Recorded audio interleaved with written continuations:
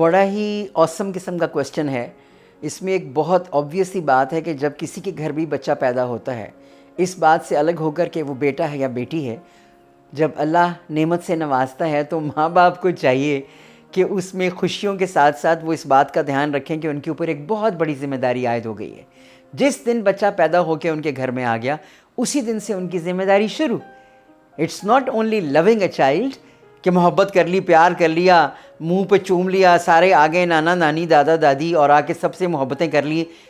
सबसे इम्पॉर्टेंट चीज़ जो इसके साथ है, मोहब्बत के साथ, वो है ट्रेनिंग, पेरेंटिंग। इस बात का माँ बाप को बहुत ज़्यादा ख्याल रखना चाहिए। रहा सवाल रिश्ते का, तो इससे तो हसीन रिश्ता है नहीं। ख़ास तौर पे माँ के साथ रिश्ता जो है औलाद का, वो तमाम उम्र रहेगा, बल्कि दूसरे जहाँ भी जाकर रहेगा, क्योंकि अल्लाह पाक ने हमेशा ये कहा कि वो 70 माँओं से ज़्यादा प्यार करते हैं हमको। तो माँ का लक़ब, माँ का रिश्ता इतना इम्पॉर्टेंट है, जिससे आप ये सोच लीजिए कि अल्लाह पाक ने भी इसको यूज़ किया। रुतबा हासिल करने के लिए निहायत तगोदौद और मेहनत करनी पड़ती है। सिर्फ माँ का लक़ब मिल जाना का मतलब हरगिज़ ये नहीं है कि उसके पाँव के नीचे जन्नत जो है वो बहने लग गई है क्योंकि उसने एक बच्चे को जन्म दे दिया और अब वो बहुत बड़े रुतबे पर फाइज़ है। बिल्कुल भी नहीं। उसको बहुत ज़्यादा मेहनत, माँ की बात हो रही है, बेतहाशा मेहनत, तगोदौद, कोशिश, जद्दोजहद की इंतहा मेरे नज़दीक जहाद करना होगा, तब वो उस रुतबे को पाएगी। मैं पर्सनली एक एजुकेशनिस्ट होने के साथ साथ इस बात की बिल्कुल भी पसंद नहीं करती कि बच्चे को बहुत छोटी उम्र में माँ जो है डालकर किसी डे केयर में या मॉन्टेसरी में छोड़ आए। आई बिलीव कि उसको अपनी माँ के साथ घर के अंदर एक ऐसा रिश्ता डेवलप करना चाहिए कि जब वो अपनी माँ से बच्चा अलग होकर कहीं पर जाता है तो वो बॉन्ड ना टूटे, वो इतना स्ट्रॉन्ग बॉन्ड हो कि उसको सारी उम्र याद रहे कि मेरे माँ बाप मेरे घर में हैं और मैं आगे जा रहा हूँ पढ़ने लिखने के लिए। लेकिन अगर बहुत ही छोटी उम्र में जुदा कर देते हैं तो मेरे नज़दीक ये बड़ा पेनफुल एक्ट है। ये नहीं होना चाहिए। बच्चे को रहना चाहिए अपनी माँ के साथ। माँ की गोद क्योंकि सबसे पहली तदरीस गाह है, it's the first school of a child, तो he should stay there for at least 5 years, 5 साल। 5 साल तक माँ मेहनत करे, माँ पढ़ाए लिखाए, उसके बाद वो स्कूल में लेके जाए। यहाँ पर एक और बात भी बड़ी काबिले ज़िक्र है, वो ये कि स्कूल वाले 5 साल का बच्चा अब नहीं लेते। उन्होंने ना पॉइंट्स लगाए हैं 3.5, 4.2, 5 की बात करो तो वो कहते हैं the child is too old now. उनको लगता है वो बाबा हो गया, ये तो इसकी तो मूंछें निकल आई हैं, we are not going to take him. तो इसको भी देखना पड़ता है। माँ बाप मजबूर होकर बच्चे को जल्दी दाखिल करवाते हैं। मैं यहाँ पर ये बात करना चाहूँगी कि जैसे बहुत छोटी उम्र में बच्चों को दाखिल करा दिए जाते हैं। अब तो आप ये भी है कि बिल्कुल जैसे बच्चा पैदा होता है तो माँ जो है वो बेचारी, क्योंकि एक वर्किंग लेडी है, तो उसने तो छिला नहाने के बाद बच्चे को दाखिल कराना ही कराना है। वो जिधर ऑफिस है वहीं पर काम है। लेकिन मेरे नज़दीक इससे बड़ा जुल्म नहीं होगा। अभी रिसेंटली एक औरत की डेथ हुई है कि वो फीड कराने के लिए अपने बच्चे को जनरेटर रूम में ले गई जहाँ पर धुआं था और यूनिवर्सिटी में कोई जगह नहीं थी। So the mother died and the child died also. ये कौन सी है बात कि कौन सी नौकरियाँ हैं जो औरतों ने बिल्कुल करनी है। उनको चाहिए कि वो तब जब बच्चा हो जाए तो वो स्टैंड ले जाएंगे, मैंने नौकरी नहीं करनी, और मियाँ से बोलें भाईजान जाएँ जाकर कमा के लाएँ और हम दोनों को संभालें। और अगर वो उनका मियाँ ये नहीं कर सकता तो ना करे, लेकिन वो ना जाएं बच्चे को लेकर। मैं इसके बहुत ज़्यादा अगेंस्ट हूँ कि इतने छोटे बच्चे को माँ को अलग नहीं करना चाहिए। अब तो क्योंकि ये फ़ैशन भी है, मजबूरी भी है और ज़रूरत भी है।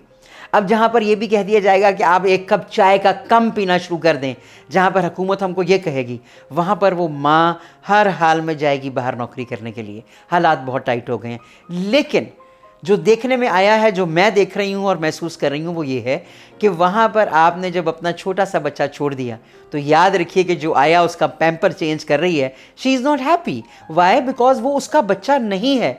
वहाँ पर उसको उजरत मिलती है इस बात की कि तुमने इस बच्चे को फीडर बना के देना है, तुमने इसका पैम्पर चेंज करना है, तो वो तो नाक भौं चढ़ा कर ही ये काम करेगी, because it's not her job.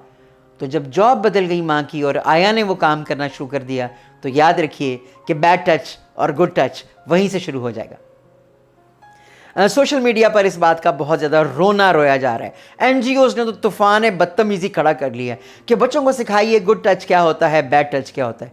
अगर 30 साल पहले चले जाएं तो मेरे ख्याल में गुड टच बैड टच तब भी होता था, लेकिन तूफ़ान और वावेला और ओपन नहीं हुआ करता था। अब तो हर चीज़ ओपन है। अब तो लड़कियां घर से भागकर किसी गधे के बच्चे से शादी कर लेती हैं, या नहीं भी करती तो भी उसको बहुत ज़्यादा हाइप दी जाती है कि ओए ओए क्या बात है, आइए हम मिलकर निकाह को फैलाएं। ये निकाह नहीं है, ये तो बकवास को फैलाया जा रहा है। निकाह वो है जो माँ बाप के साथ घर में बैठ के किया जाएगा। तो जब छोटे से बच्चे को पैदा हुआ और छिले के बाद चली गई माँ नौकरी के ऊपर, और बच्चा चला गया किसी और की गोद में, तो वहाँ से माँ के साथ उसका बॉन्ड टूट जाएगा। वो बच्चा किसी और गैर के हाथ में पड़ेगा, पले बढ़ेगा, और गैरे अलत्ते खैरे के हाथ में पलने से आपकी औलाद आपकी थोड़ी रहेगी, वो तो गई आपके हाथ से। तो फिर रोना किस बात का कि मेरी औलाद मेरी सुनती नहीं है, मुझसे मोहब्बत नहीं करती। वो नहीं करेगी, क्योंकि वो ये नहीं जान सकेगी कि आपने उसको जुदा क्यों किया, क्योंकि आपने तो कमाना था, आपकी मजबूरी थी। So I am against it, totally against it.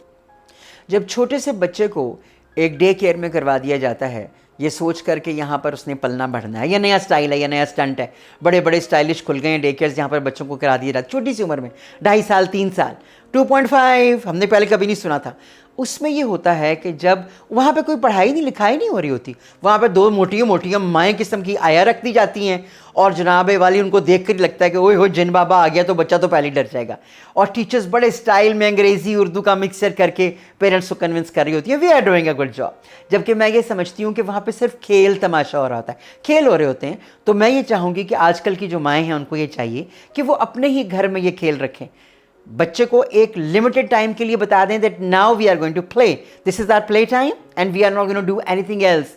उस प्ले टाइम में एक अच्छी पढ़ी लिखी माँ अपने बच्चे को खुद टाइम दे, खुद गेम्स करवाए। गेम्स ही हो रहे होते हैं हम डे केयर के अंदर, और क्या हो रहा होता है, स्लाइड लेके घर में रख ले एक छोटी सी, अगर यही करना है तो। क्योंकि जो बच्चे वहाँ पे दाखिल होते हैं तो याद रखा जाए कि वो बहुत एक्सपेंसिव स्कूल होते हैं, कोई 2-3 हज़ार के अंदर दाखिल नहीं हो रहे होते, वो माशाअल्लाह उनकी फ़ी होती है। तो उसी फ़ी की चीज़ें ख़रीद लें और अपने घर में खुद ही अपने छोटे बच्चों को तैयार करें एक बेहतर लेवल के लिए। मैं ये बिल्कुल नहीं कह रही कि स्कूल दाखिल ना कराएं, मैं सिर्फ ये कह रही हूँ कि इतनी छोटी उम्र में अपने बच्चे को अपनी गोद से अलग ना करें, वो बिल्कुल कुछ और बन जाता है, वो नहीं बन सकता जो आप चाहते हैं।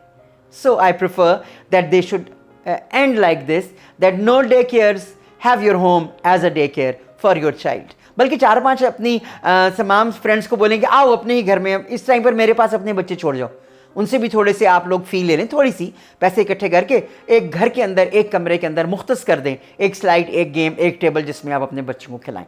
सब फ्रेंड्स मिलकर ये काम कर सकते हैं, पैसे भी बचेंगे और ये फजूल किस्म की हरकतें जो हैं इससे आप ईजी होकर फ्री हो जाएंगे, और आज़ादी सबसे इम्पॉर्टेंट है। मज़ीद वीडियोस देखने के लिए मेरे चैनल को सब्सक्राइब कीजिए और बेल आइकॉन को प्रेस कीजिए। Thank you.